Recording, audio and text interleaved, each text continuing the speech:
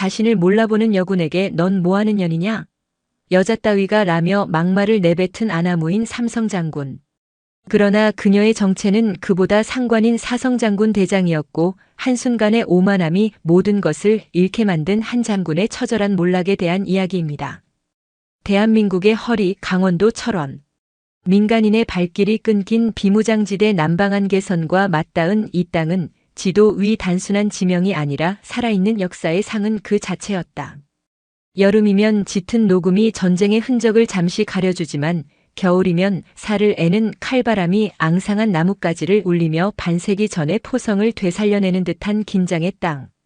이 얼어붙은 땅의 심장부에 대한민국 국군 최정예 정보 및 특수작전 부대를 총괄하는 국군정보작전 사령부 통칭 북진선봉부대가 자리하고 있었다. 강철 같은 규율과 피보다 진한 전우애로 뭉친 이 무서운 집단을 지휘하는 이는 군 역사상 유례를 찾기 힘든 인물 한지영 대장이었다. 나이 47. 여성의 몸으로 그것도 가장 보수적이고 험난하다는 정보작전 분야의 정점에 선 최초의 인물. 그녀의 어깨에 빛나는 4개의 별은 단순한 계급이 아니었다. 수많은 작전 현장에서 흘린 땀과 동료들의 피, 그리고 스스로의 청춘을 제물로 바쳐 쌓아 올린 살아있는 신화의 징표였다. 군 내부에서는 그녀를 경외와 두려움을 담아 설이 내린 칼날이라 불렀다. 언제나 냉철하고 예리하지만 그 칼날 위에는 약한 자들을 보호하려는 서리빨 같은 의지가 서려 있다는 뜻이었다. 한지영은 요란한 의전이나 형식적인 보고를 경멸했다.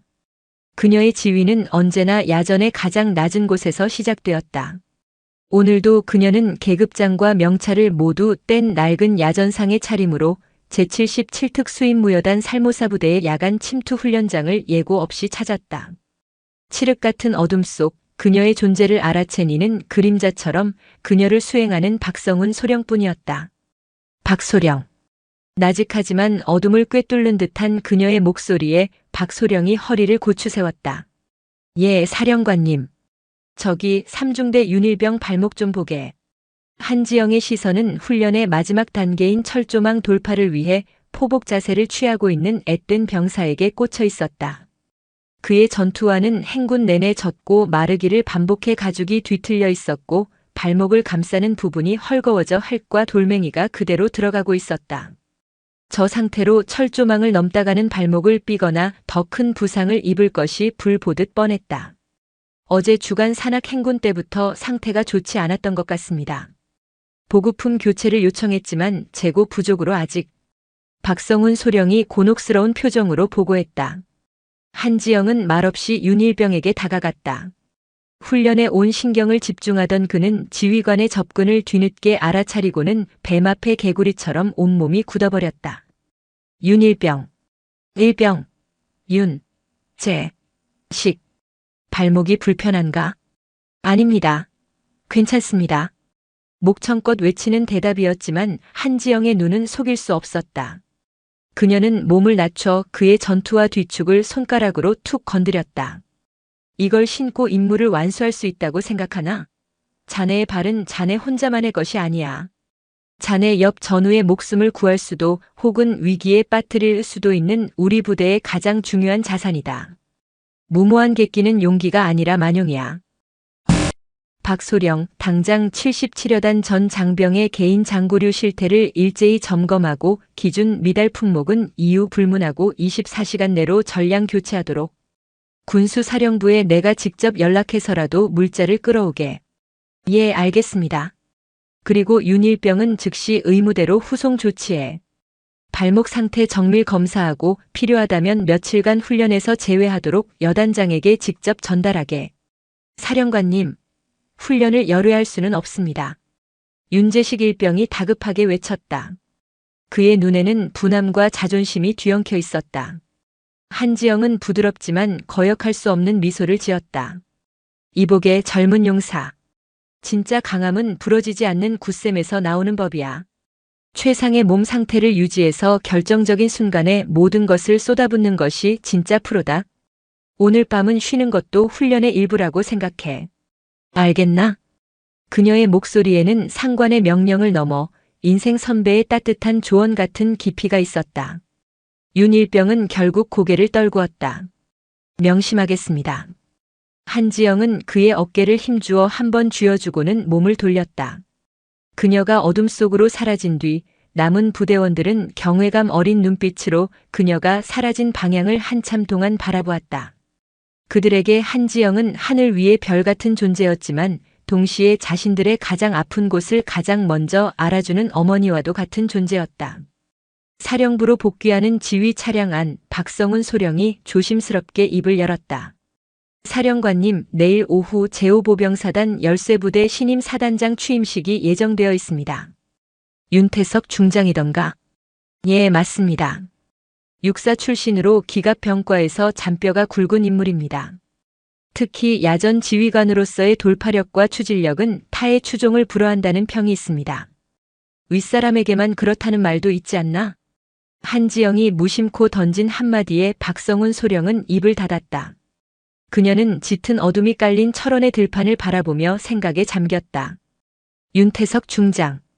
그의 이름은 익히 들어 알고 있었다. 불도저라는 별명처럼 한번 목표를 정하면 앞뒤 가리지 않고 밀어붙이는 것으로 유명했다. 그의 그런 성격 덕분에 수많은 작전을 성공시켰지만 그 과정에서 희생된 부하들의 고통이나 절차상의 문제는 숱하게 묵살되었다는 흉흉한 소문도 그림자처럼 따라다녔다. 무엇보다 자신의 권위를 세우는 것을 지상의 가치로 여기는 전형적인 구시대적 장군이라는 평판이 지배적이었다. 새로운 바람이 불겠군. 그 바람이 부대를 더욱 단단하게 만드는 순풍일지 아니면 모든 것을 뒤흔드는 역풍일지는 아직 알 수 없었다. 한지영은 그저 자신의 자리에서 자신의 방식대로 원칙을 지켜나갈 뿐이었다. 그녀에게 군인이 지켜야 할 최우선의 원칙은 단 하나, 부하들의 생명을 지키는 것이었다. 그 어떤 화려한 작전 계획이나 개인의 명예도 그보다 위에 있을 수는 없었다. 차량이 사령부 본청 앞에 미끄러지듯 멈춰섰다. 한지영은 아직 계급장을 달지 않은 야전상의 차림 그대로 차에서 내렸다. 취임식은 내일이었지만 그녀는 새로 부임하는 사단장에게 배정된 연락사무소가 어디인지 미리 확인해두고 싶었다. 정보작전 사령부와 최전방 보병사단은 한몸처럼 움직여야 하는 파트너였기 때문이다. 본청 3층, 북녘 땅이 가장 잘 보이는 서쪽 끝 방이 5사단 연락사무소로 지정되어 있었다. 그녀가 복도를 따라 천천히 걷고 있을 때였다. 저편에서 요란한 구둣발 소리와 함께 한 무리의 장교들이 다가오고 있었다. 그 중심에는 갓 다림질한 듯 주름 하나 없는 전투복을 입은 오만함이 가득한 표정의 사내가 있었다. 그의 가슴에는 이제 막 받은 듯한 삼성 계급장이 번쩍이고 있었다. 윤태석 중장이었다. 그는 예정보다 하루 먼저 부대에 도착해 자신의 위세를 과시하고 있었다. 국군정보작전 사령부 본청의 복도는 서늘한 긴장감이 감돌았다. 가칠한 페인트 냄새와 소독약 냄새, 그리고 수십 년간 이 나라의 안보를 고민해 온 이들의 땀과 시간이 배어든 묵직한 향기가 뒤섞인 공간. 한지영은 복도 창가에 서서 저 멀리 희미하게 보이는 비무장지대의 능선을 말없이 바라보고 있었다. 그녀는 여전히 계급장도 명찰도 없는 평범한 야전상의 차림이었다. 방금 전 훈련장에서 묻은 희미한 흙먼지가 어깨에 앉아 있었다. 그때였다. 복도 저편에서부터 또렷하고 위압적인 구둣발 소리가 다가왔다. 또각또각.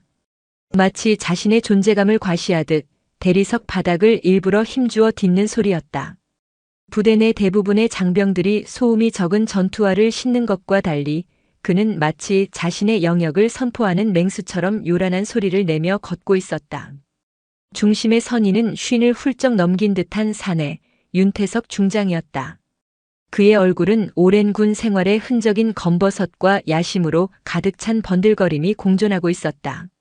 갓 임명된 군단급 부대의 지휘관이라는 자부심이 걸음걸이 하나, 손짓 하나에 뚝뚝 묻어났다. 그의 옆에는 불안한 기색이 역력한 5사단 소속의 한 소령이 반보 뒤처져 따르고 있었고 그 뒤로 몇몇 참모들이 병풍처럼 서 있었다. 윤태석은 자신의 연락사무소로 향하는 복도를 가로막고 선 한지영을 발견하자 미간을 찌푸렸다. 그의 시선은 그녀의 머리부터 발끝까지를 재빠르게 그리고 무례하게 훑었다. 계급장 없음. 명찰 없음. 낡고 허름한 야전상에. 그는 그녀를 부대에서 자비를 하는 나이든 군무원이거나 혹은 길을 잃고 헤매는 민간인 정도로 판단했다. 그의 세계에서 여자는 군인이 될 수 없었고 설령 군인이라 해도 이처럼 중요한 지휘부 복도에 저런 남루한 차림으로 서 있을 리 만무했다. 거기. 윤태석의 목소리는 낮고 거만했다. 그는 걸음을 멈추지 않은 채 턱짓으로 한지영을 가리켰다. 한지영은 천천히 몸을 돌려 그를 마주했다. 그녀의 눈은 깊고 고요한 겨울 호수와 같아서 상대의 오만함과 편견을 남김없이 비춰내고 있었다. 윤태석은 자신의 앞까지 다가와서야 걸음을 멈췄다. 그는 한지영을 위아래로 다시 한번 훑어보며 노골적인 경멸감을 드러냈다. 여긴 무슨 일이지? 관계자 외 출입 금지라는 팻말도 못 읽나? 그의 말투는 신문에 가까웠다. 옆에 있던 오사단 소령은 안절부절 못하며 눈치만 살피고 있었다. 한지영은 조금도 동요하지 않고 차분하게 대답했다. 볼 일이 있어 왔습니다. 그 평온한 대답이 윤태석의 심기를 더욱 거슬렀다. 감히 일개 아녀자가 자신 앞에서 저토록 뻔뻔하게 대꾸하는 것을 참을 수 없었다. 그의 눈에 한지영의 침착함은 무례함으로 당당함은 분수를 모르는 오만함으로 비쳤다. 볼일? 내년 따위가 여기에 무슨 볼 일이 있다는 거냐? 순간 복도의 공기가 얼어붙었다. 내년이라는 인격 자체를 모독하는 단어가 그의 입에서 폭탄처럼 터져나왔다. 오사단 소령의 얼굴은 새하얗게 질렸다. 이곳이 어디인가? 대한민국 군의 두뇌이자 심장부인 정보작전 사령부다. 이곳에서 저런 막말을 내뱉는다는 것은 상상조차 할 수 없는 일이었다.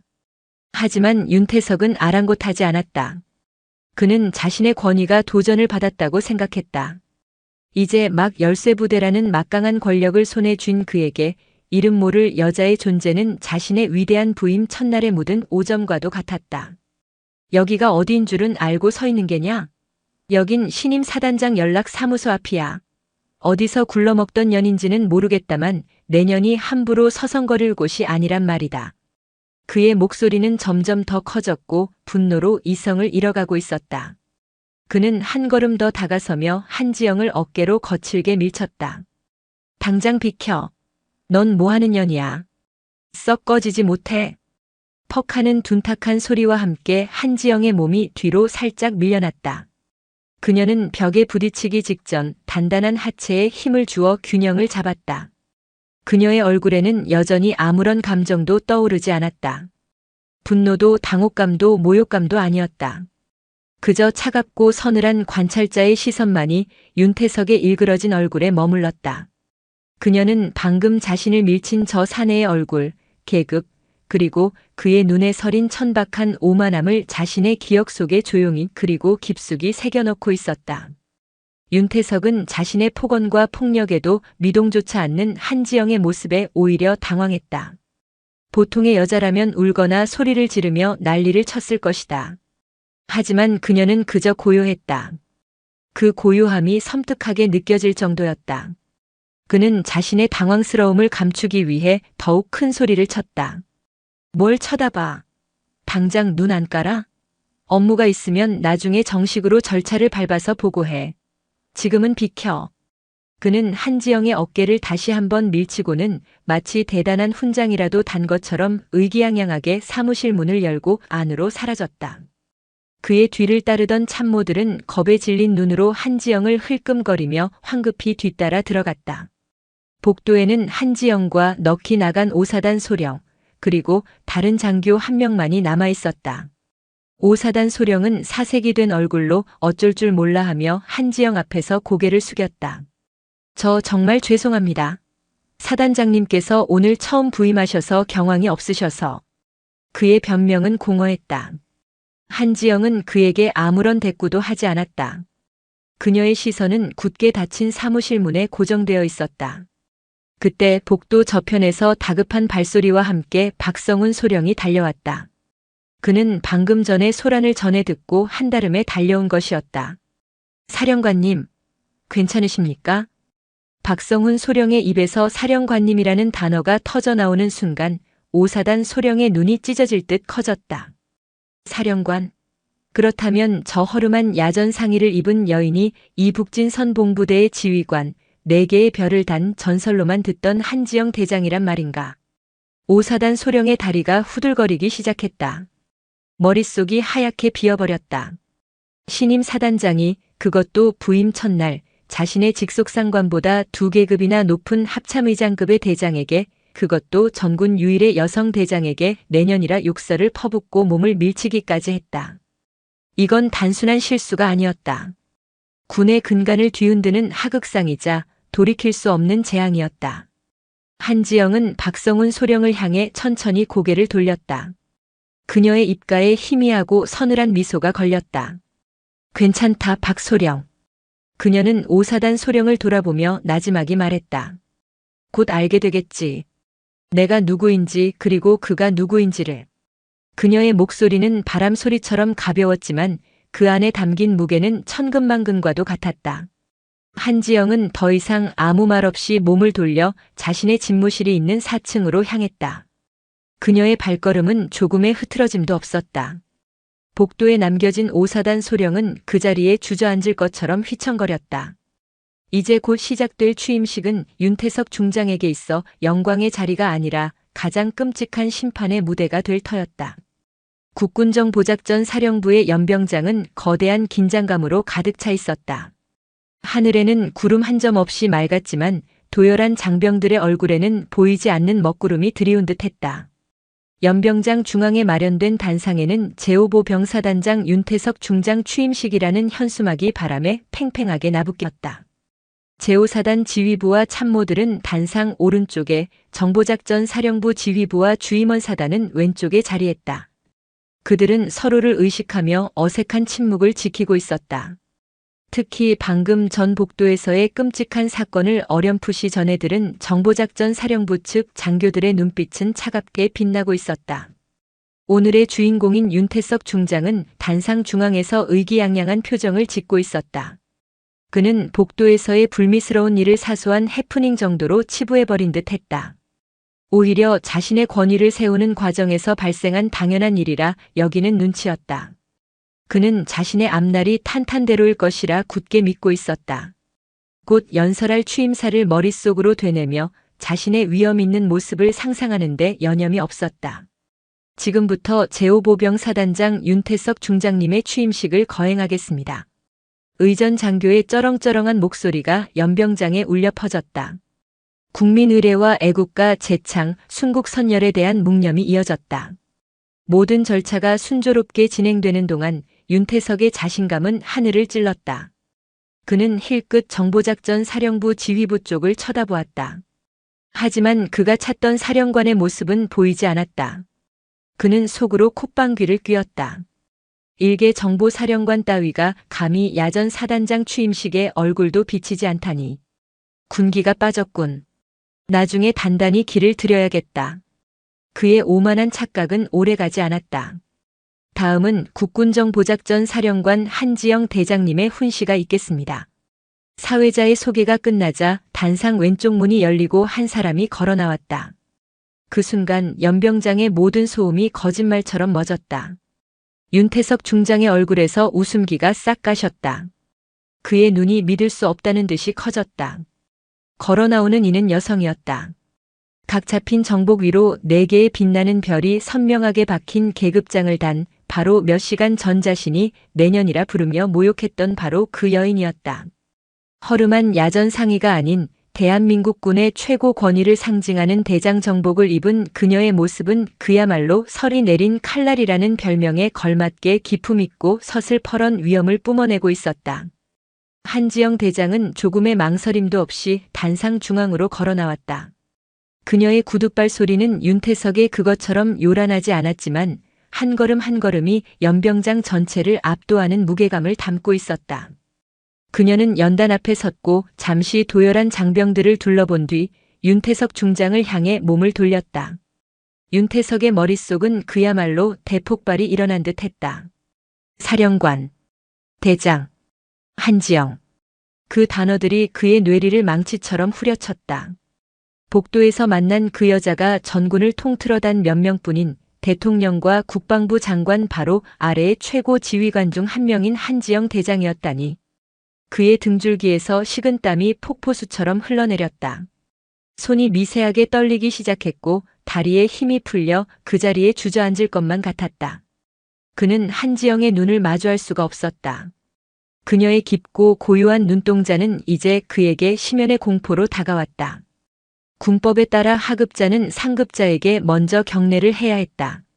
윤태석은 지금 이 순간 한지영 대장에게 경례를 해야만 했다. 그는 간신히 오른손을 들어 올렸다. 하지만 수만 번을 반복했을 그 간단한 동작이 마치 수백 킬로그램의 쇳덩이를 들어 올리는 것처럼 힘들었다. 그의 경례는 비참할 정도로 떨리고 흐트러져 있었다. 충성. 목구멍에서 기어나오는 그의 목소리는 쇳소리에 가까웠다.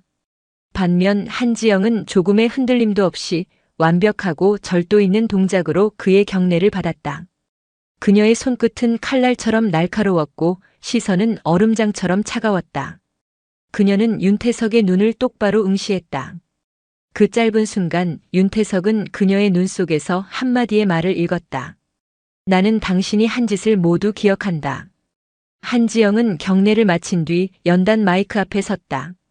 그녀의 훈시는 길지 않았지만 그 어떤 장광설보다도 날카롭고 무거웠다. 자랑스러운 제5사단 장병 여러분, 그리고 이 자리에 함께한 내외 귀빈 여러분. 오늘 우리는 새로운 사단장 윤태석 중장을 맞이하게 되었다. 그녀의 목소리는 부드러우면서도 강한 힘이 있었다. 지휘관의 가장 중요한 덕목은 무엇이라 생각하는가? 뛰어난 작전 능력, 강한 추진력, 모두 중요하다. 하지만 그 모든 것에 앞서는 단 하나의 가치가 있다. 그것은 바로 책임감이다. 그녀는 책임감이라는 단어를 말하며 윤태석을 힐끗 쳐다보았다.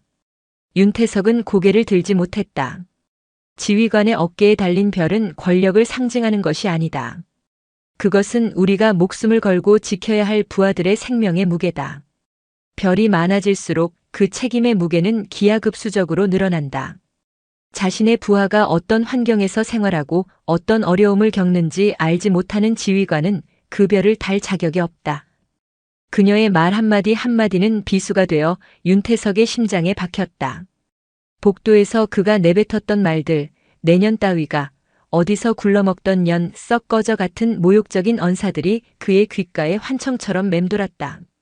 그는 이제야 깨달았다. 자신이 모욕한 것은 단순히 한 여성이 아니었다.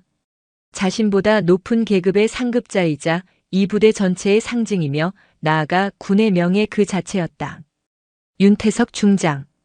그대의 어깨에 달린 세 개의 별이 부디 제5사단 장병들의 앞길을 밝히는 등대가 되기를 바란다. 그 별이 개인의 영달이나 권위를 위한 장식품이 아니라 국가와 국민, 그리고 사랑하는 부하들을 위한 헌신의 상징임을 한시도 잊지 말기를 당부한다. 훈시가 끝났다. 연병장에서는 우레와 같은 박수가 터져나왔다. 하지만 그 박수 소리는 윤태석에게는 자신의 사형 선고를 알리는 소리처럼 들렸다. 그는 멍하니 서서 고개만 숙이고 있었다. 한지영 대장은 더 이상 그에게 눈길 한 번 주지 않고 단상을 내려갔다. 취임식에 남은 순서는 윤태석에게 지옥과도 같은 시간이었다. 그는 준비했던 취임사를 거의 읽다시피 횡설수설하며 마쳤고 장병들을 사열하는 내내 식은땀을 흘렸다. 그의 영광스러운 첫날은 그렇게 가장 치욕스럽고 끔찍한 악몽으로 변해버렸다. 그는 자신의 새 사무실에 홀로 앉아 창밖을 바라보았다. 창밖으로 보이는 철원의 드넓은 평야는 더 이상 웅장한 풍경이 아니라 자신을 짓누르는 거대한 무덤처럼 느껴졌다. 그의 군 생활은 오늘 이 순간부로 끝났음을 직감했다. 아니, 끝나기 전에 혹독한 대가를 치르게 될 것임을 예감했다. 설이 내린 칼날은 결코 자신에게 가해진 모욕을 잊지 않을 터였다. 취임식에서 겪은 치욕은 윤태석 중장의 뇌리에 지워지지 않는 주홍글씨처럼 새겨졌다. 그는 며칠간 자신의 관사에서 칩거하며 분노를 사겼다. 잠을 자다가도 자신을 서늘하게 내려다보던 한지영의 눈빛이 떠올라 소스라치게 놀라며 깨기 일쑤였다. 그의 자존심은 갈갈이 찢겼지만 그 찢긴 자존심은 이내 뒤틀린 오기로 변모했다. 계집 따위에게 당한 수모를 되갚아줄 방법은 오직 하나, 실력으로 짓밟는 것뿐이다. 그는 자신이 평생을 바쳐온 기동전과 선멸전이라는 압도적인 야전 능력으로 한지영의 코를 납작하게 만들기로 결심했다. 그의 눈에 한지영은 운 좋게 별을 단 실전의 피냄새를 모르는 온실 속 화초에 불과했다. 진짜 전쟁은 책상 위 서류가 아니라 철과 불로 말하는 것임을 증명해 보이리라. 기회는 생각보다 빨리 찾아왔다. 합참으로부터 연말 대규모 합동훈련 계획을 수립하라는 지시가 내려온 것이다. 훈련의 주관은 국군정보작전 사령부와 제5사단이 공동으로 맡게 되었다.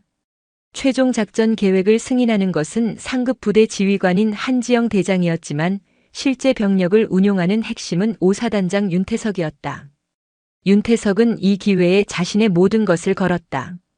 그는 밤낮으로 집무실 불을 밝히고 작전 참모들을 닥달하며 자신의 군사 철학이 집대성된 결정판을 만들어냈다. 작전명 철갑웅풍. 철갑을 두른 곰이 몰아치는 바람처럼 적을 섬멸한다는 뜻이었다. 과거 중공군의 인해 전술로 수많은 선배 전우들이 피를 흘렸던 철원 북방의 백마고지 일대를 가상 적군에게 점령당했다는 설정하에 정보작전 사령부 예하 77여단이 적의 후방에 침투하여 통신과 보급을 마비시키는 동시에 5사단 기갑여단이 압도적인 화력으로 정면의 방어선을 분쇄하고 고지를 탈환한다는 지극히 공격적이고 과감한 계획이었다. 그의 작전 계획서는 그 자체로 한 편의 대서사시와 같았다. 수십 페이지에 달하는 보고서에는 최첨단 무기 체계의 활용 방안과 시간대별 목표 달성 계획이 화려한 그래픽과 함께 일목요연하게 정리되어 있었다. 특히 기존의 어떤 훈련보다도 돌파 시간을 3분의 1로 단축하는 파격적인 기동 계획은 보는 이의 입을 떡 벌어지게 할 정도였다. 그는 자신의 계획이 완벽하다고 믿어 의심치 않았다. 이 압도적인 작전안 앞에서 한지영이 감히 무엇을 지적할 수 있단 말인가. 결전의 날 정보작전 사령부의 심장부인 지하벙커 지휘통제실. 거대한 전면 스크린에는 훈련 지역의 상세한 지형도가 띄워져 있었고 양측 지휘부와 핵심 참모들이 서늘한 긴장감 속에서 마주 앉아 있었다. 한지영 대장은 평소처럼 간결한 전투복 차림으로 상석에 앉아 있었다. 그녀의 옆에는 박성훈 소령이 묵묵히 서류를 정리하고 있었다. 반면 윤태석 중장은 한껏 힘이 들어간 모습이었다. 그는 레이저 포인터를 손에 쥐고 스크린 앞으로 나섰다. 그럼 지금부터 작전명 철갑웅풍에 대한 브리핑을 시작하겠습니다. 윤태석은 열변을 토했다. 그의 목소리는 통제실 전체를 울렸다. 그는 자신의 계획이 얼마나 혁신적이고 강력한지를 역설했다. 아군의 피해를 최소화하고 최단 시간 내에 적을 경멸할 수 있는 유일무이한 작전이라며 자화자찬을 늘어놓았다. 그의 브리핑이 진행되는 동안 5사단 측 참모들은 연신 감탄과 동의의 뜻으로 고개를 끄덕였다. 반면 한지영을 비롯한 정보작전 사령부 측 참모들은 아무 말 없이 날카로운 눈으로 보고서를 훑어볼 뿐이었다. 장황한 브리핑이 끝나자 윤태석은 의기양양한 표정으로 한지영을 바라보았다. 어떠냐 하는 무언의 질문이 그의 눈빛에 담겨 있었다. 통제실 안에는 잠시 정적이 흘렀다. 한지영은 말없이 보고서의 마지막 페이지를 넘기고는 조용히 펜을 내려놓았다. 그녀는 윤태석을 쳐다보지도 않은 채 나지막하게 입을 열었다. 작전처장. 예, 사령관님. 정보작전 사령부 작전처장인 장석호 준장이 자리에서 일어났다.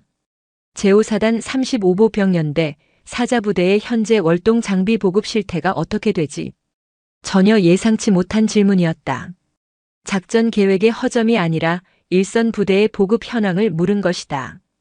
윤태석의 얼굴에 순간 당혹감이 스쳐 지나갔다. 작전처장은 즉시 자신의 태블릿 PC를 확인하고 보고했다.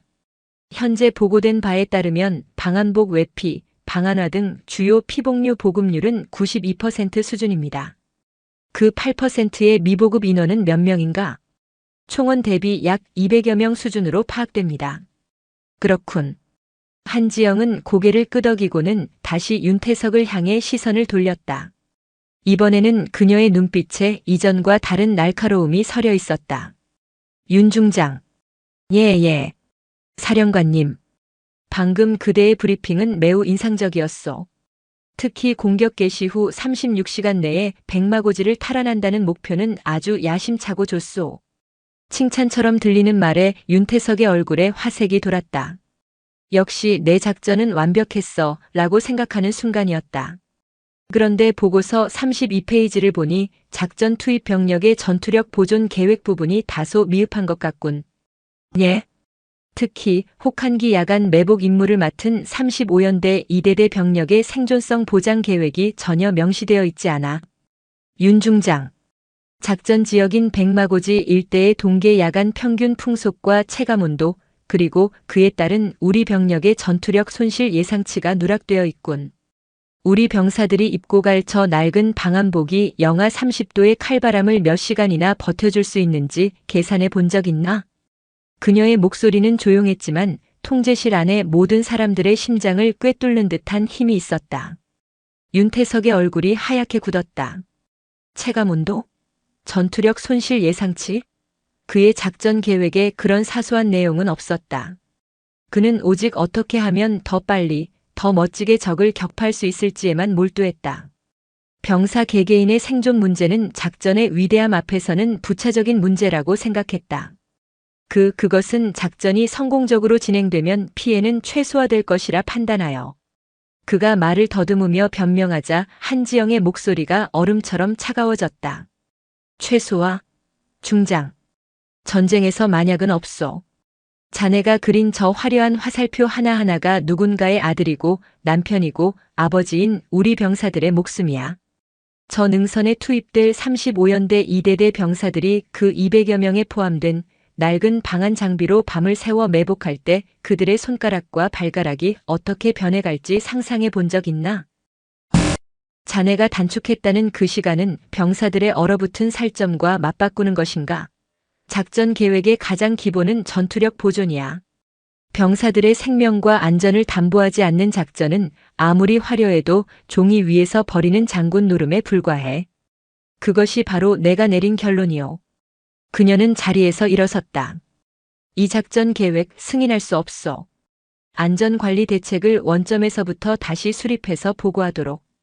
병사 한 명 한 명의 방한 장비 상태는 물론 그들의 비상식량 보급 계획까지 꼼꼼히 챙겨서 보고서에 첨부하시오. 일주일 주겠소. 한지영은 윤태석에게 더 이상 눈길도 주지 않고 통제실을 나섰다.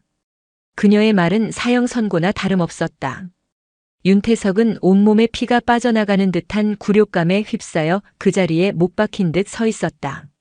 자신의 야심작이 장군 노름이라는 한마디로 처참하게 부정당한 것이다. 통제실에 남은 5사단 참모들은 아무도 감히 입을 열지 못했다. 그들은 그제야 깨달았다. 한지영 대장은 책상 물림 지휘관이 아니었다. 그녀는 전장의 가장 작은 부분, 병사의 방한 장갑 한 짝에서부터 거대한 작전의 허점까지 꿰뚫어보는 진짜 장수였다. 그리고 윤태석은 그런 그녀 앞에서 자신의 무능과 오만함을 남김없이 드러내 보인 종이 명장에 불과했다. 그의 추락은 이제 시작에 불과했다. 합동작전 회의에서 체면을 구긴 윤태석 중장은 독이 오를 대로 올랐다. 그는 한지영의 지적을 겸허히 수용하기는커녕 자신의 권위에 대한 정면 도전이자 참을 수 없는 모욕으로 받아들였다. 그는 자신의 집무실에서 길길이 날뛰며 닥치는 대로 물건을 집어 던졌다. 감히 일개 계집이 나를 가르치려 들어? 병사들 방한 장갑까지 보고하라고. 이게 군대야. 애들 속꿉 장난이야. 그의 분노는 고스란히 예하 부대로 향했다. 그는 5사단 전체의 전투기강 확립을 지시했다. 하지만 그 내용은 실질적인 전투력 향상과는 거리가 멀었다. 그의 지시는 오직 자신의 심기를 거스른 안전과 보급 문제에 대한 불만을 해소하기 위한 보여주기식 압박에 불과했다. 막사 주변 환경미와 창고 정리정돈, 화단 제초 작업 같은 지엽적인 문제들로 일선 지휘관들을 매일같이 닥달했다. 특히 작전회의에서 거론되었던 35연대는 그야말로 초주검이 되었다. 윤태석은 한지영이 지적한 월동 장비 보급 문제를 해결하기 위해 예산을 투입하는 대신 기존의 낡은 장비들을 수선하고 정비해서 보급률 100%라는 허위 보고를 만들라고 지시했다. 찢어진 방한복은 꿰매고 밑창 다른 방한화는 접착제로 붙이는 식의 눈 가리고 아웅이었다. 이런 비상식적인 상황을 최전선에서 온몸으로 겪고 있던 이가 있었다. 35연대 이대대 소속의 최민준 중이었다. 이제 막 임관한 지 2년 차에 접어든 이 젊은 장교는 불의를 보면 참지 못하는 대쪽 같은 성격의 소유자였다. 그는 사단장의 지시 이후 벌어지는 기만적인 행태들을 보며 깊은 회의감과 분노를 느끼고 있었다. 중위님, 정말 이래도 되는 겁니까? 이 방한복으로는 한겨울 백마고지 매복 근무는 어림도 없습니다. 밤새 벌벌 떨다가 다 같이 얼어 죽을 겁니다. 한 병사가 덧대어 꿰맨 방한복을 보여주며 하소연했다. 최민준 중위의 마음은 무겁게 가라앉았다. 그는 대대장에게 수차례 실질적인 보급 대책을 건의했지만 사단장님 지시사항이다. 자네가 책임질 건가? 라는 서슬퍼런 대답만 돌아올 뿐이었다. 위로부터의 압박에 눌린 대대장과 연대장은 진실을 외면하고 있었다. 그러던 어느 날 밤 기어코 사건이 터졌다. 이대대 7중대 생활관에서 화재 경보기가 요란하게 울렸다. 매뉴얼대로라면 폐기되었어야 할 낡고 과부하가 걸린 전열기에서 스파크가 튀며 불이 난 것이다. 다행히 초기에 발견하여 큰 불로 번지지는 않았지만 자칫 대형 참사로 이어질 뻔한 아찔한 순간이었다. 더 큰 문제는 그 다음이었다. 중대원들이 비치된 소화기를 들고 불을 끄려 했지만 5대의 소화기 중 3대가 압력이 모두 빠져 작동하지 않는 불량품이었다. 심지어 유효기간이 5년이나 지난 것들이었다. 정기안전점검 보고서에는 모두 양호 판정을 받은 것들이었다. 누군가가 의도적으로 점검 결과를 조작한 것이 분명했다. 최민준 중위는 이 사건을 계기로 더 이상 침묵할 수 없다고 결심했다. 이대로 가다가는 언젠가 정말로 자신의 부하들이 목숨을 잃을지도 모른다는 공포가 그를 덮쳤다. 그는 군 내부 보고 체계가 이미 마비되었다고 판단했다. 윤태석 사단장의 귀와 눈을 가리는 간신배들이 상층부를 장악하고 있었고 진실을 보고하는 것은 계란으로 바위치기였다. 그의 뇌리에 한 사람의 얼굴이 떠올랐다. 합동작전 회의에서 병사의 방한 장갑을 언급했다는 전설처럼 들려오던 이야기의 주인공 한지영 대장이었다. 그녀라면 그녀만이 이 썩어 빠진 현실을 바로잡을 수 있을지 모른다는 한 줄기 희망이 생겼다. 최민준 중위는 며칠을 고심한 끝에 위험한 결심을 했다. 그는 휴가를 내어 부대를 떠났다. 그리고 자신의 연고지가 아닌 멀리 떨어진 낯선 도시의 한 우체국을 찾았다. 그는 그곳에서 밤새워 눌러쓴 한 통의 편지를 등기 우편으로 붙였다. 수신인은 강원도 철원군 국군정보작전 사령부 사령관이었다. 발신인의 이름과 주소는 모두 가짜로 적었다.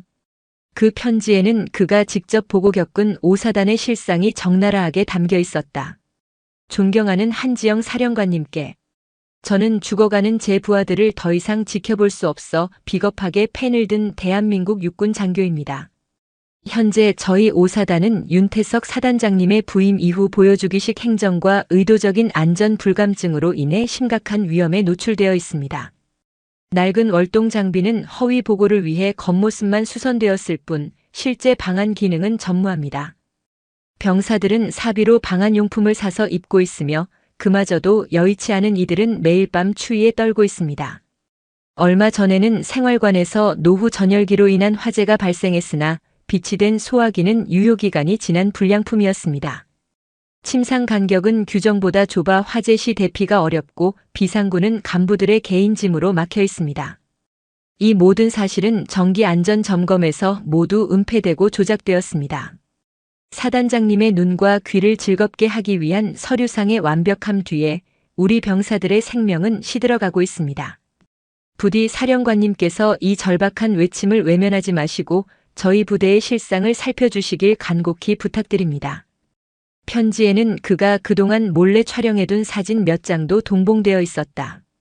유효기간이 지난 소화기의 라벨, 좁디 좁은 침상 간격, 잡동사니로 막힌 비상구의 모습이 담긴 사진들이었다. 며칠 후 한지영 대장의 집무실. 박성훈 소령이 조심스러운 표정으로 한 통의 서류 봉투를 들고 들어왔다. 사령관님, 감찰실을 통해 접수된 익명의 투서입니다. 내용이 심상치 않아 직접 가지고 왔습니다. 한지영은 말없이 봉투를 건네받았다. 그녀는 천천히 편지를 읽어내려갔다. 한 줄 한 줄 읽을수록 그녀의 표정은 차갑게 굳어졌다. 편지를 다 읽은 그녀의 눈에는 이글거리는 분노가 타오르고 있었다. 작전 회의에서 그녀가 가졌던 의심이 단지 의심이 아니라 끔찍한 현실이었음이 증명된 순간이었다. 윤태석은 무능할 뿐만 아니라 부하들의 생명을 담보로 자신의 권위를 지키려는 파렴치한 지휘관이었던 것이다. 그녀는 편지 마지막에 동봉된 사진들을 한참 동안 말없이 바라보았다. 그녀의 눈에 비친 것은 단순한 사진이 아니었다. 그것은 언제 터질지 모르는 시한폭탄의 설계도이자 이름 없는 병사들이 보내는 처절한 구조 신호였다. 한지영은 수화기를 들었다. 나다. 감찰실장 즉시 내 집무실로 오도록. 수화기를 내려놓은 그녀의 눈빛은 이제 칼날 그 자체였다. 그녀는 창밖의 첩첩산중을 바라보았다.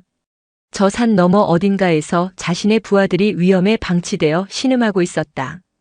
더 이상 지체할 시간이 없었다. 이제는 그녀가 직접 칼을 뽑아들 차례였다. 조용하지만 가장 날카롭고 깊숙하게. 한지영 대장의 호출을 받은 정보작전 사령부 감찰실장 정기철 대령은 비장한 표정으로 그녀의 집무실에 들어섰다. 면도날이라는 별명으로 불리는 그는 군내에서도 타협을 모르는 원칙주의자로 정평이 나 있었다. 한지영이 그를 자신의 감찰실장으로 앉힌 이유이기도 했다. 앉게. 한지영은 정 대령에게 익명의 편지와 사진들을 말없이 건넸다. 정 대령은 안경을 고쳐 쓰고 서류를 꼼꼼히 읽어내려갔다. 그의 미간이 점점 깊게 패였다. 모든 내용을 확인한 그는 분노를 억누르며 입을 열었다. 사령관님, 이것이 사실이라면 용납할 수 없는 일입니다. 이는 단순한 기강 해이를 넘어 명백한 직무유기이자 부하들을 사지로 내모는 범죄 행위입니다. 나도 동감이네. 한지영의 목소리는 낮고 단호했다. 정 대령. 자네에게 임무를 주겠다. 감찰실 내에서 가장 신뢰할 수 있는 정예 요원들로 특별감찰팀을 꾸리게. 목표는 제5사단, 특히 35보 병연대다. 예, 알겠습니다. 즉시 착수하겠습니다. 한 가지 명심할 것이 있다. 한지영은 자리에서 일어나 창가로 걸어갔다. 그녀의 시선은 5사단이 위치한 동쪽을 향해 있었다. 이 감찰은 철저히 비밀리에 진행되어야 한다. 윤태석 중장은 물론 그 누구도 감찰의 진짜 목적을 눈치채게 해서는 안 돼. 표면적으로는 연말 합동훈련 대비 안전점검을 명분으로 내세우도록. 하지만 실제로는 투서에 언급된 모든 내용을 그 이상을 파헤쳐야 한다. 증거는 차고 넘칠 만큼 확보해야 해. 그들의 변명이 끼어들 틈조차 없도록. 명심하겠습니다. 마치 특수작전처럼 조용하고 신속하게 처리하겠습니다. 정기철 대령의 눈이 번뜩였다. 그는 사령관의 의도를 정확히 이해했다. 이것은 단순한 감찰이 아니었다. 부패한 군 지휘부를 향한 정밀 타격 작전이었다. 그로부터 사흘 뒤 이른 새벽. 제5사단 위병소 앞으로 짙은 색 위장 도색을 한 정보작전 사령부 소속 지휘 차량 여러 대가 소리 없이 다가왔다. 어둠이 채 가시지 않은 시각, 누구도 예상치 못한 방문이었다. 당직 사령이던 사단 작전 참모는 혼비백산하여 달려나왔다. 차량에서 내린 이는 정기철 대령이었다. 그의 뒤로는 날카로운 눈빛의 감찰실 요원들이 도열했다. 국군정보작전 사령부 감찰실장 정기철 대령이다. 사령관님 명령에 의거 합동훈련 대비 특별안전점검을 실시하겠다. 사단장에게 즉시 보고하고 감찰 활동에 전적으로 협조하도록. 정 대령이 내민 공문에는 한지영 대장의 서슬 퍼런직인이 찍혀 있었다. 사단장은 보고를 받고 안절부절 못하며 달려나왔지만 상급 부대 사령관의 정식 명령 앞에서 그가 할 수 있는 일은 아무것도 없었다. 감찰팀은 마치 잘 훈련된 특수부대처럼 일사불란하게 움직였다. 그들은 사단 본부에 머무르지 않고 3개의 팀으로 나뉘어 각자 목표 지점으로 흩어졌다. 제1팀은 투서의 진원지인 35연대 2대대 막사로, 제2팀은 사단 보급 및 정비 대대로, 제3팀은 탄약고와 유류고 등 주요 시설로 향했다. 윤태석 중장에게 보고가 올라가고 그가 무언가 조치를 취할 시간조차 주지 않으려는 전격적인 움직임이었다. 정기철 대령이 직접 이끄는 제1팀은 이대대 막사에 도착하자마자 모든 서류와 현장 시설에 대한 동시다발적인 조사에 착수했다. 소화기 전부 확인해.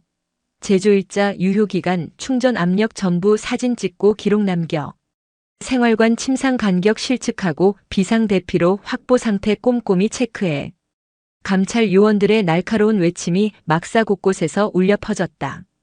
대대 간부들은 사색이 된 채 어쩔 줄 몰라 했다. 그들의 눈앞에서 그동안 서류상으로만 존재했던 완벽한 안전관리의 실체가 벗겨지고 있었다. 유효기간이 5년, 7년 지난 소화기들이 줄줄이 발견되었고 일부는 압력 게이지가 0을 가리키고 있었다. 비상구 앞에는 누군가의 지시로 옮겨놓은 낡은 관물대와 잡동사니들이 산더미처럼 쌓여 있었다. 가장 결정적인 증거는 보급 대대를 급습한 제2팀에게서 나왔다. 그들은 월동 장비 창고의 이중 장부를 발견한 것이다. 사단에 보고되는 공식 장부에는 모든 물품이 신품으로 지급된 것처럼 기록되어 있었지만 실제 재고를 관리하는 내부 장부에는 수선품, 폐기, 대기 등의 표시가 선명했다. 심지어 신규 방한 장비 구매 예산이 집행된 것처럼 꾸민 허위 지출 결의서까지 발견되었다. 그리고 마침내 퍼즐의 마지막 조각이 맞춰졌다. 제3팀 소속의 회계 분석 전문가는 허위로 집행된 예산의 최종 행방을 추적했다. 그는 사단 사령부의 특별사업비라는 정체불명의 계좌로 거액이 흘러들어간 사실을 포착했다. 그리고 그 계좌의 최근 지출 내역을 확인하는 순간 그는 전율했다. 찾았습니다, 실장님. 보안 유선으로 보고를 받은 정기철 대령의 표정이 싸늘하게 굳었다. 예산은 병사들의 방한복이 아닌 윤태석 사단장의 관사를 꾸미는 데 사용되었다. 관사 지하에 비밀스러운 와인 저장고를 만들고 유럽에서 수입한 명품 오디오와 가구로 채워진 개인 접견실을 꾸민 것이다. 그 금액은 낡은 방한 장비로 신음하는 병사 수백 명에게 최신 피복을 지급하고도 남을 액수였다. 이것은 더 이상 안전관리 소홀이나 직무유기가 아니었다. 병사들의 생명을 담보로 자신의 배를 채운 가장 추악하고 용서받을 수 없는 부패였다. 윤태석 중장은 자신의 예하부대가 정보작전 사령부 감찰팀에게 점령당했다는 보고를 받고서야 사태의 심각성을 깨달았다. 그는 한지영에게 빗발치듯 전화를 걸었지만 그녀는 받지 않았다. 대신 비서실을 통해 정당한 절차에 따른 감찰 활동이니 성실히 협조 바란다는 싸늘한 메시지만 전달받았을 뿐이다. 그는 자신의 관사, 그 호화로운 접견실을 초조하게 오가며 안절부절 못했다. 얼마 전까지 자신의 권세를 상징하던 그 공간이 이제는 그를 옥죄는 거대한 감옥처럼 느껴졌다. 정기철 대령은 모든 현장 조사를 마친 뒤 자신의 차량 안에서 한지영에게 직통으로 보고했다. 사령관님, 보고드립니다. 그의 목소리는 분노로 희미하게 떨리고 있었다.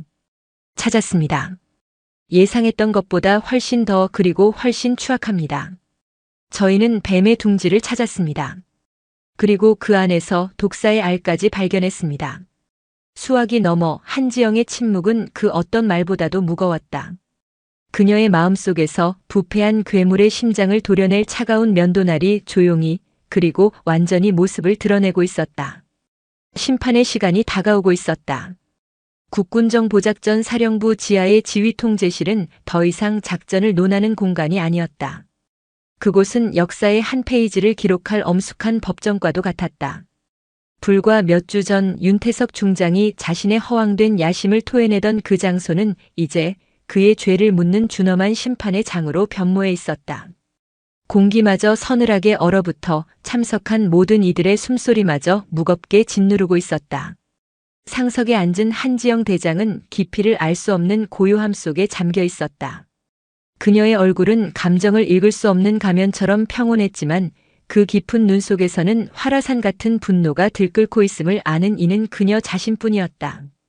단상 아래에는 정보작전 사령부와 5사단의 주요 지휘관 및 참모들이 마치 죄인처럼 고개를 숙인 채 앉아 있었다.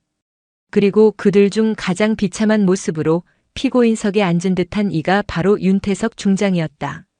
그는 애써 태어난 척 허리를 꼿꼿이 세우려 했지만 파르르 떨리는 턱과 핏기 없이 하얗게 질린 입술이 그의 초조한 심리를 고스란히 드러내고 있었다. 그는 이것이 자신을 깎아내리기 위한 한지영의 정치적 모함일 뿐이라고, 어떻게든 버티면 길이 보일 것이라고 필사적으로 되뇌고 있었다. 지금부터 제5보병사단 특별안전감찰 결과 보고 회의를 시작하겠습니다. 한지영의 나지막하지만 단호한 선언과 함께 통제실의 모든 조명이 꺼지고 전면의 대형 스크린만이 환하게 빛을 발했다. 스크린 앞으로 나선 이는 감찰실장 정기철 대령이었다. 면도날이라는 별명에 걸맞게 그의 눈빛은 한치의 감정도 없이 냉철했다. 국군정보작전 사령부 감찰실장 정기철 대령입니다. 사령관님 명령에 따라 지난 사흘간 제5보 병사단을 대상으로 실시한 특별안전감찰 결과를 보고 드리겠습니다. 정 대령의 발표는 건조했지만 그 내용은 회의에 참석한 모든 이들의 심장을 얼어붙게 만들기에 충분했다. 그는 말보다 시각적 증거로 모든 것을 증명했다. 첫 번째 슬라이드가 화면에 나타났다. 화면은 둘로 나뉘어 있었다. 왼쪽에는 추위에 검붉게 얼어붙은 한 병사의 발 사진이 클로즈업되어 있었다. 동상으로 인해 살같이 문드러진 처참한 모습이었다. 오른쪽에는 윤태석 중장의 관사 지하에 비밀스럽게 만들어진 수백 병의 와인이 진열된 화려한 와인 저장고 사진이 보였다. 그리고 그 아래 두 개의 현실이 하나의 문장으로 요약되었다. 병사의 얼어붙은 발 그리고 장군의 따뜻한 와인 저장고. 통제실 안에서 누군가 낮게 신음하는 소리가 터져나왔다. 5사단 참모 몇몇은 차마 화면을 마주보지 못하고 고개를 숙였다. 윤태석의 얼굴이 흉하게 일그러졌다. 이게 무슨... 그가 무언가 말하려 했지만 정 대령은 그에게 눈길 한 번 주지 않고 다음 슬라이드로 넘어갔다. 두 번째 슬라이드. 왼쪽에는 낡은 매트리스가 다닥다닥 붙어 있어 화재 시 대피가 불가능해 보이는 비좁은 생활관. 내부 사진이 오른쪽에는 윤태석이 개인 접견실로 사용한 유럽에서 수입한 명품 가구와 최고급 오디오 시스템이 갖춰진 호화로운 공간 사진이 나타났다. 숨막히는 병사의 잠자리 그리고 숨통 트이는 장군의 휴식처. 세 번째, 네 번째 슬라이드가 이어졌다. 유효기간이 7년이나 지나 압력이 모두 빠져버린 불량 소화기들의 목록과 그의 접견실을 채운 고가의 그림들과 장식품 구매 명세서가 나란히 화면을 채웠다. 병사들의 찢어진 방안 내의와 그의 관사에 설치된 개인용 홈시어터 시스템이 대비되었다. 모든 슬라이드는 한 가지 사실을 가리키고 있었다. 병사들의 생명과 안전을 위해 쓰여야 할 신성한 국방 예산이 윤태석 개인의 사치와 허영을 채우기 위해 조직적으로 유용되었다는 끔찍한 진실이었다. 윤태석은 더 이상 참을 수 없었다. 그는 자리에서 벌떡 일어났다. 이건 모함이야. 전부 조작된 거야. 사령관, 이건 당신이 처음부터 나를 찍어내기 위해 꾸민 음모 아닌가. 그의 발악에 가까운 외침이 통제실에 울려 퍼졌다. 5사단 소속의 몇몇 참모들이 웅성거리기 시작했다. 하지만 한지영은 여전히 미동도 하지 않았다. 그녀는 싸늘한 눈으로 윤태석을 응시할 뿐이었다. 그녀의 침묵은 그 어떤 고함보다도 더 큰 위압감으로 윤태석을 짓눌렀다. 정기철 대령은 윤태석의 발악에 아랑곳하지 않고 마지막 슬라이드를 띄웠다. 그것은 영상 파일이었다. 마지막으로 35연대 보급관의 진술 영상 일부를 보시겠습니다. 화면에는 겁에 질린 한 원사의 얼굴이 나타났다. 그는 감찰팀의 조사 과정에서 모든 것을 실토했다. 사단장님, 관사 공사가 시작될 무렵 사단 사령부에서 직접 지시가 내려왔습니다. 월동 장비 예산을 포함한 각종 안전 관련 예산을 특별 사업비로 전용하라는 지시였습니다. 서류를 조작해서라도 자금을 만들라고 저희 같은 일선 실무자가 어떻게 사단장님 지시를 거역하겠습니까? 영상이 끝나자 통제실은 완전한 침묵에 휩싸였다. 윤태석의 마지막 발악마저 산산조각 내버리는 결정적인 증거였다. 그는 온몸에 힘이 빠져나간 듯 의자에 털썩 주저앉았다. 그의 얼굴은 이제 하얀색을 넘어 잿빛으로 변해 있었다. 모든 보고가 끝나고 마침내 한지영이 자리에서 일어섰다. 또각또각. 그녀의 구둣발 소리가 싸늘한 통제실 바닥을 울렸다. 그녀는 연단 중앙에 서서 잿더미처럼 변해버린 윤태석을 똑바로 내려다보았다. 윤태석 중장. 그녀의 목소리는 강철처럼 차갑고 단단했다. 그대는 방금 이것이 나를 향한 모함이고 내가 그대를 찍어내기 위한 음모라 소리쳤지. 좋다. 그럼 하나 묻겠다. 그녀는 한 걸음 더 다가섰다. 내가 처음 이 부임지에 도착한 날 복도에서 나와 마주쳤던 것을 기억하나? 그때 그대는 계급장도 명찰도 없는 야전복 차림의 나를 향해 내년이라 칭하며 어깨를 밀쳤다. 그때의 그대 눈에는 내가 한지영 대장으로 보이지 않았겠지. 그저 힘없는 여자 혹은 하급자로 보였을 것이다. 그때와 지금 달라진 것이 무엇인가?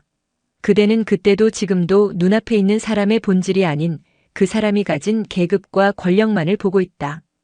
그때는 나를 힘없는 아녀자로 봤기에 오만했고 지금은 내가 가진 권력이 두려워 음모라 비명을 지를 뿐이다. 그대의 저울 위에서 부하의 생명은 값비싼 와인 한 병보다 가벼웠던 모양이군.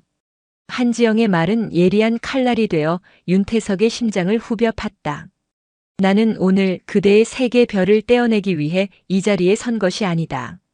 나는 그 별 아래에서 신음하던 내 병사들의 목소리를 대변하기 위해 섰다. 그대의 와인잔 하나가 내 병사의 얼어붙은 손가락보다 중했는가? 그대의 오디오에서 울려 퍼지는 음악 소리가 얼어붙은 초소에서 밤을 새우는 병사의 신음소리보다 소중했는가? 그녀의 목소리가 점차 높아지며 통제실 전체를 진동시켰다. 그것은 분노를 넘어선 슬픔의 절규였다. 그대는 더 이상 군복을 입을 자격이 없다. 그대는 지휘관이 아니라 부하들의 피를 빨아먹는 거머리에 불과했다. 그대는 군인이 아니다. 한지영은 숨을 골랐다. 그리고는 차갑게 식은 목소리로 최종 명령을 내렸다. 대한민국 육군 제5보병사단장 중장 윤태석. 본관은 국군정보작전 사령관의 권한으로 금일부로 그대의 보직을 해임한다. 또한 그대를 군 형법상 직권남용, 업무상 횡령, 직무유기 혐의로 국방부 고등군사법원 검찰부에 이첩하고 즉시 징계위원회에 회부한다. 그녀의 선언이 끝나는 순간 통제실 뒷문이 열리고 2명의 헌병이 들어왔다. 그들은 망연자실한 표정의 윤태석에게 다가가 양옆에 섰다. 한때 하늘을 찌를 듯했던 그의 권세가 산산조각 나는 순간이었다. 윤태석은 넋이 나간 사람처럼 헌병들에게 이끌려 통제실 밖으로 끌려나갔다. 그가 떠난 자리에는 그가 남긴 추악한 오욕과 싸늘한 정적만이 남았다. 한지영은 굳게 닫히는 문을 바라보며 조용히 눈을 감았다. 이것은 끝이 아니라 또 다른 시작임을 그녀는 알고 있었다. 썩은 부위를 도려냈으니 이제는 새살이 돋게 할 차례였다. 윤태석이 헌병들에게 끌려나가고 그의 추악한 제국이 하루아침에 무너진 뒤에도 지휘 통제실의 무거운 침묵은 한동안 계속되었다. 누구도 감히 입을 열지 못했다. 그들은 방금 군의 역사에 기록될 한 장면을 목격했다. 단순히 한 장성의 비리가 적발된 것이 아니었다. 군이 스스로의 치부를 드러내고 가장 아픈 부위를 도려내는 자기 정화의 과정을 지켜본 것이다. 모두의 시선이 단상 위에 선 한지영 대장에게 쏠렸다. 그녀가 어떤 말을 할 것인가? 승자의 의기양양한 연설을 할 것인가? 아니면 차가운 경고를 날릴 것인가? 한지영은 잠시 눈을 감고 숨을 고른 뒤 천천히 입을 열었다. 그녀의 목소리에는 승자의 교만함 대신 깊은 슬픔과 무거운 책임감이 묻어 있었다. 오늘 이 자리에 있는 모두에게 나는 사령관 이전의 군 선배로서 그리고 동료로서 말하고 싶다. 그녀는 단상에서 내려와 지휘관들 사이를 천천히 걸으며 말을 이었다. 그녀의 시선은 한 사람 한 사람의 눈을 마주쳤다. 윤태석 중장의 죄는 명백하며 그는 법의 심판을 받게 될 것이다. 하지만 나는 오늘 우리 모두가 스스로에게 질문을 던져야 한다고 생각한다. 우리는 과연 그와 달랐는가? 우리는 진정으로 우리의 부하들을 위해 복무해 왔는가? 그녀의 말은 그 자리에 있는 모든 지휘관들의 가슴을 파고들었다. 혹자는 윤 중장이 나를 알아보지 못하고 무례를 저지른 것이 모든 일의 발단이었다고 말할지도 모른다. 내가 누군지 몰랐다. 그것은 변명이 될 수 없다. 아니, 변명이 아니라 그의 죄를 증명하는 가장 확실한 증거다. 한지영은 걸음을 멈추고 오사단 참모장 앞에 섰다. 참모장은 고개를 들지 못했다. 그는 나 한지영 대장을 몰라본 것이 아니다. 그는 계급장 없는 야전복을 입은 이름 없는 한 사람을 무시하고 멸시한 것이다. 만약 그 자리에 서 있던 것이 병사였다면, 하사관이었다면, 혹은 군무원이었다면 상황이 달라졌을까? 아니, 그는 더욱 오만하게 굴었을 것이다. 그의 눈에는 계급과 권력만이 보였을 뿐 제복을 입은 동료의 인격과 그가 지켜야 할 생명의 무게는 보이지 않았던 것이다. 그녀는 다시 천천히 걷기 시작했다. 우리 어깨에 달린 이 별의 무게를 우리는 진정으로 이해하고 있는가? 이 별은 더 높은 의자, 더 넓은 집무실, 더 많은 의전 인원을 의미하는 것이 아니다. 그녀는 자신의 어깨에 달린 4개의 별을 손가락으로 가리켰다. 이 별 하나하나는 우리가 목숨으로 책임져야 할 수천, 수만 명의 부하들의 생명이다. 그들의 젊음과 그들의 가족의 눈물과 그들이 지키고자 하는 이 나라의 미래다. 우리는 그 무게를 매일 아침 느끼며 잠에서 깨야 하고 그 무게 때문에 매일 밤 편히 잠들지 못해야 한다. 그것이 지휘관의 숙명이다. 이 별들은 밤하늘을 수놓는 장식이 아니라 어두운 밤길을 걷는 부하들의 발밑을 비추는 등불이 되어야 한다. 그녀의 목소리에는 진심 어린 고뇌가 담겨 있었다. 군인의 첫 번째 임무는 적을 섬멸하는 것이 아니다. 그것은 두 번째 임무다. 군인의 첫 번째 임무는 내 옆에 전우를 살려서 함께 집으로 돌아오는 것이다. 아무리 위대한 승리도 동료의 희생 위에서 얻은 것이라면 절반의 실패일 뿐이다. 하물며 지휘관의 오만과 무책임 그리고 탐욕 때문에 부하를 위험에 빠뜨리는 것은 적에게 패배하는 것보다 더 큰 죄악이다. 지휘관은 부하들의 정점에 서는 자가 아니라 가장 낮은 곳에서 그들을 떠받치는 주춧돌이 되어야 한다. 그녀의 연설은 꾸짖음이 아니었다. 함께 길을 가는 동료들에게 전하는 간절한 호소였다. 리더란 무엇인가, 군인이란 무엇인가에 대한 근본적인 질문을 던지고 있었다. 나는 여러분에게 명령하지 않겠다. 다만 부탁하겠다. 오늘 각자의 부대로 돌아가거든 가장 먼저 여러분의 집무실이 아닌 가장 외진 초소의 병사부터 찾아가라. 그의 낡은 전투화를 살펴보고 그의 지친 어깨를 두드려 주어라. 그리고 그의 눈을 보고 이야기해 주어라. 내가 있어 우리가 안전하다. 고맙다고. 리더십은 그 한마디에서 시작된다. 연설이 끝났을 때 통제실 안에는 그 어떤 박수 소리도 들리지 않았다. 대신 모두가 숙연한 표정으로 깊은 생각에 잠겨 있었다. 몇몇 노장들의 눈가에는 이슬이 맺혔다. 그들은 잊고 있던 군의 가장 중요한 가치를 오늘 한 여성 지휘관의 입을 통해 다시금 확인한 것이다. 회의가 끝나고 텅 빈 집무실로 돌아온 한지영은 깊은 피로감에 의자에 몸을 기댔다. 중령으로 진급한 박성훈이 조용히 따뜻한 차를 건넸다. 수고하셨습니다, 사령관님. 한지영은 말없이 차를 한 모금 마셨다. 그녀는 창밖으로 보이는 철원의 광활하고 쓸쓸한 풍경을 바라보았다. 박중령. 예, 사령관님. 그 익명의 편지를 보낸 젊은 장교 찾을 수 있겠나? 박성훈 중령은 잠시 생각하다 대답했다. 가짜 발신지에 등기 기록도 없어 추적이 쉽지는 않습니다. 하지만 저희 감찰실의 역량을 동원하면 아마도 찾아낼 수는 있을 겁니다. 다만 그의 신원이 노출되면 해당 부대에서 곤란한 입장에 처할 수도 있습니다. 한지영은 고개를 끄덕였다. 그녀는 잠시 생각에 잠기더니 이내 결심한 듯 말했다. 아니, 찾지 말게. 그 용사의 가장 큰 상은 우리의 표창이 아니라 그가 지켜낸 전우들의 온기일 것이네.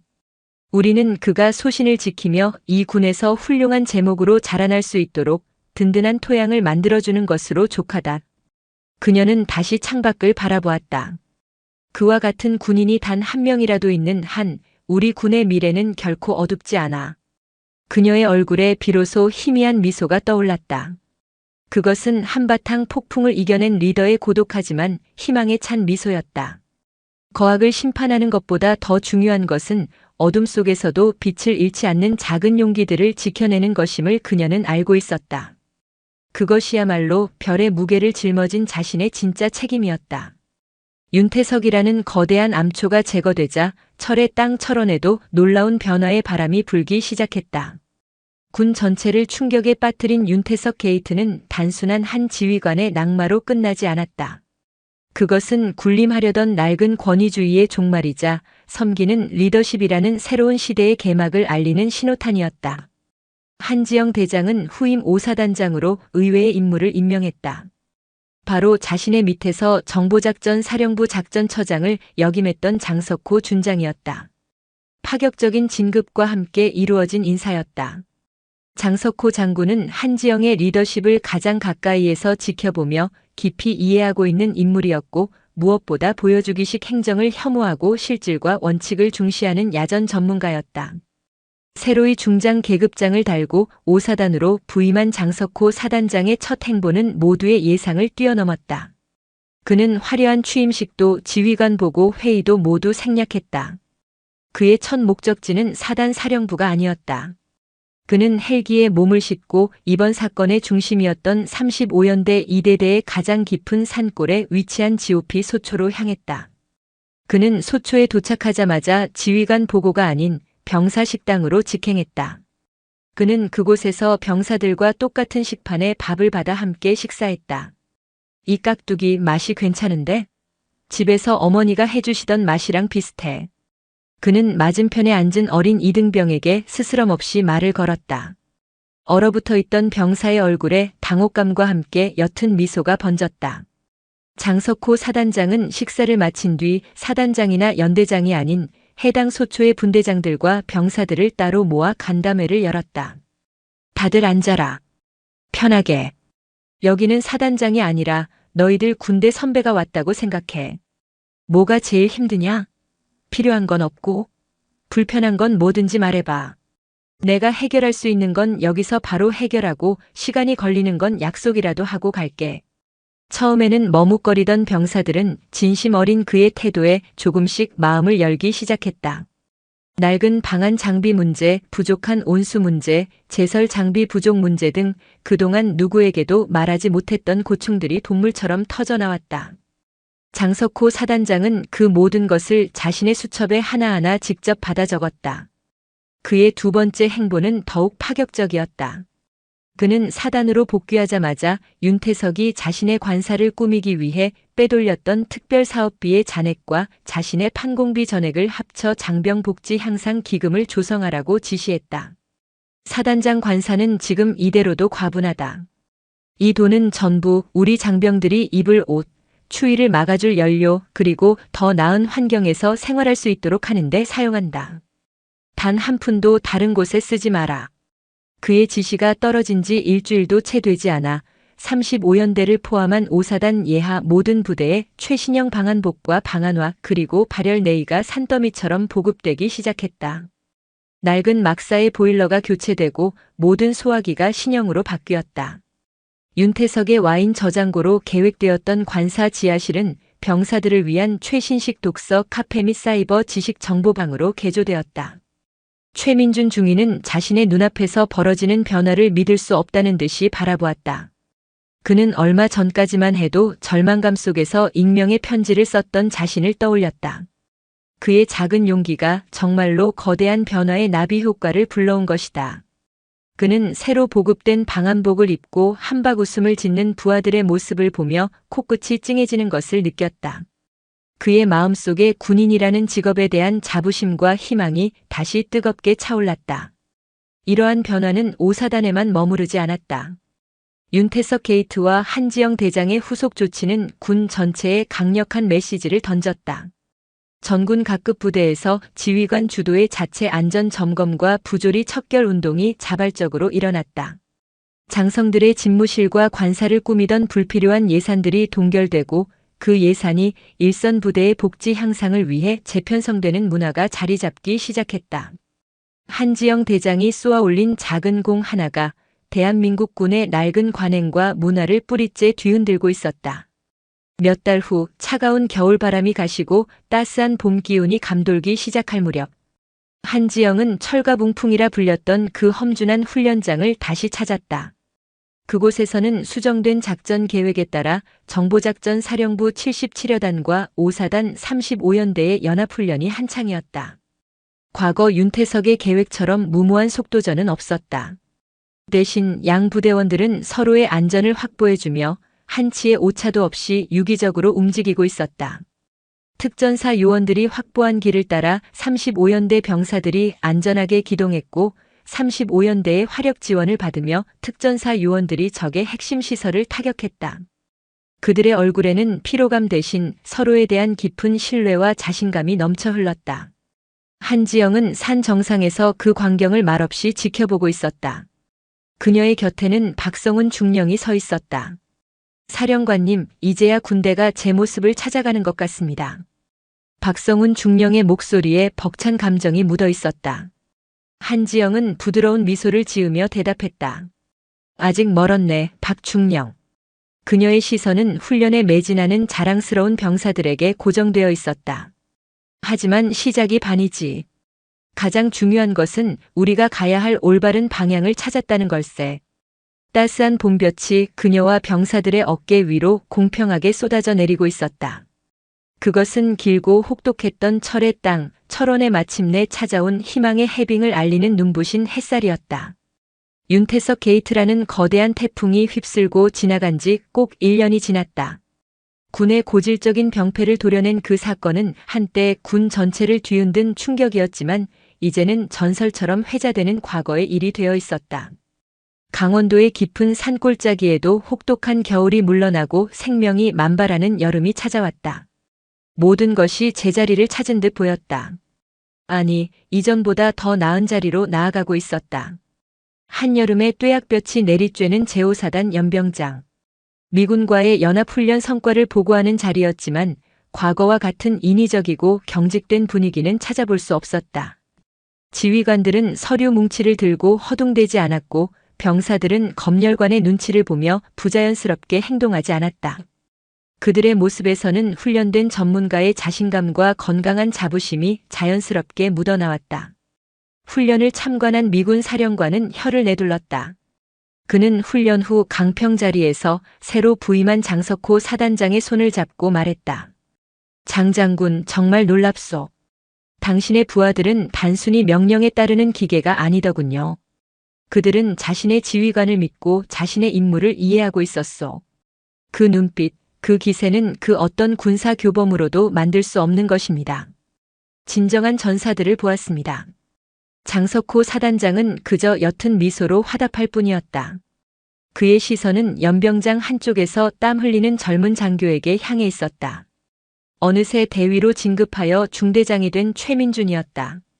최민준 대위는 중대원들을 모아놓고 훈련의 미비점을 설명하고 있었다. 그때 한 신임 소위가 그에게 다가와 물었다. 중대장님, 작년에 우리 사단에 있었다는 그 불미스러운 사건에 대해 들었습니다. 그리고 그 모든 것을 바로잡은 분이 정보작전 사령관님이셨다고. 정말 대단한 분이신 것 같습니다. 최민주는 빙그레 웃으며 고개를 저었다. 김소위, 전설이나 영웅담은 중요하지 않아. 그런 이야기는 술자리 안주로나 하는 거지. 진짜 중요한 건 오늘 우리가 우리 부하들에게 부끄럽지 않은 지휘관이 되는 거야. 어제보다 오늘 내 부하들이 더 안전한 환경에서 더 나은 대우를 받으며 복무하고 있는가.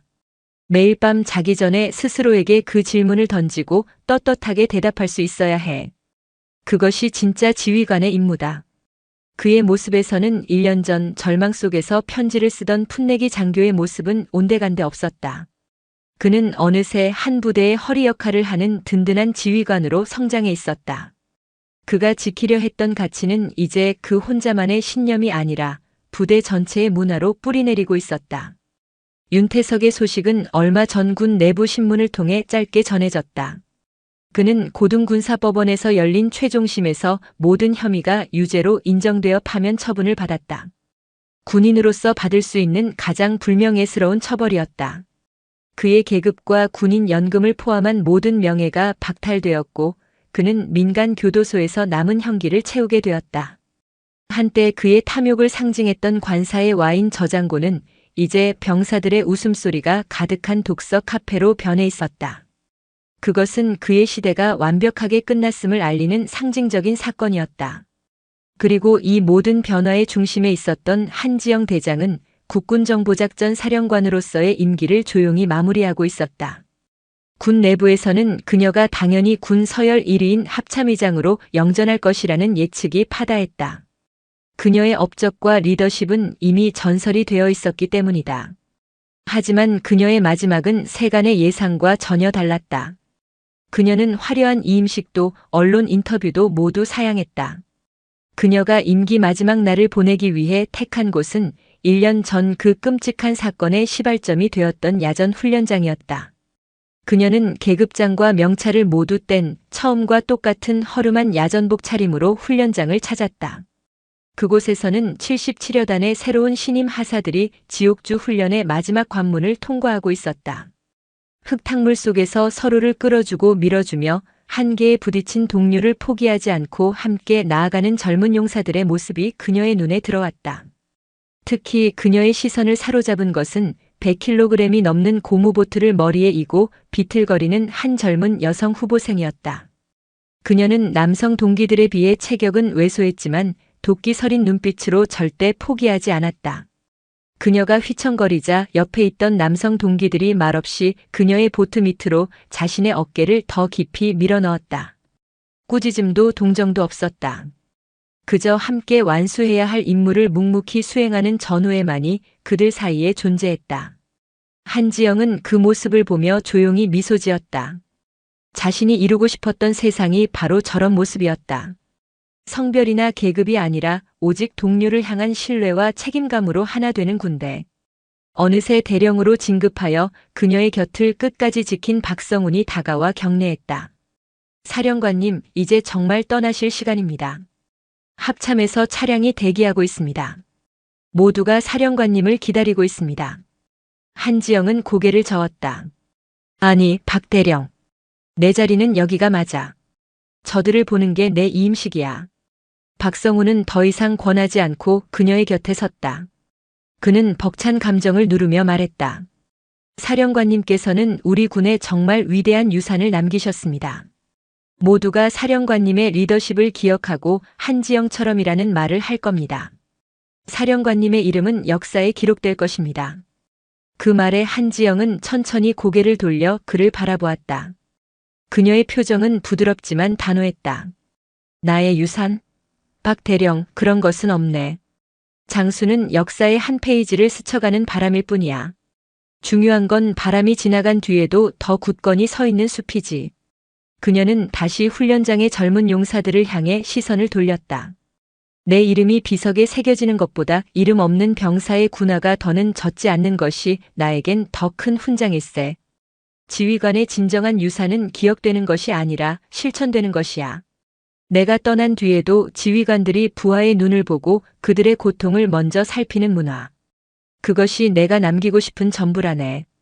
그녀는 자신의 모든 것을 설명하는 그 말을 끝으로 더 이상 아무 말도 하지 않았다. 그녀는 훈련장을 뒤로 하고 조용히 발걸음을 옮겼다.